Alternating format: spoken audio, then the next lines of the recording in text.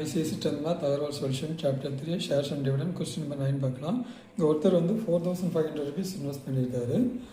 Face வேல்யூட share வந்து 100 rupees கொடுத்துருக்காங்க. அவர் 7.5% வந்து டிவிடெண்ட் வாங்கியிருக்காரு. இப்போ வந்து என்ன ஆகிருக்கு அப்படின்னா ஷேரோட வேல்யூ 10% டிஸ்கவுண்ட் ஆகிருக்கு. ஃபேஸ் வேல்யூவோட 10% அது குறைஞ்சிருக்கு. அப்போ என்ன கேட்டிருக்காங்கன்னா நம்பர் ஆஃப் ஷேர் கண்டுபிடிக்க சொல்லியிருக்காங்க. அவருடைய டிவிடெண்ட் மூலமாக ஆனுவல் இன்கம் எவ்வளோ கிடச்சிருக்குன்னு கேட்டிருக்காங்க.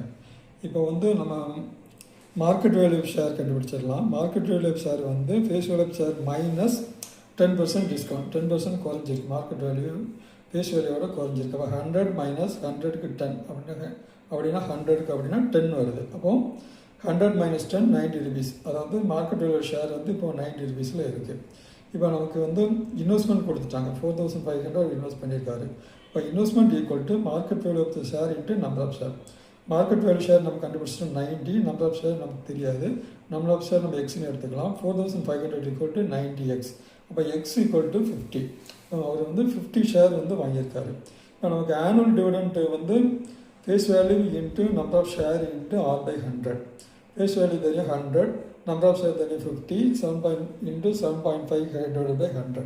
இதை நம்ம சிம்பிளிஃபை பண்ணும்போது 375 rupees கிடைக்குது. இதான் வந்து அவர் ஆனுவல் டிவிடெண்ட் வாங்கிறாரு.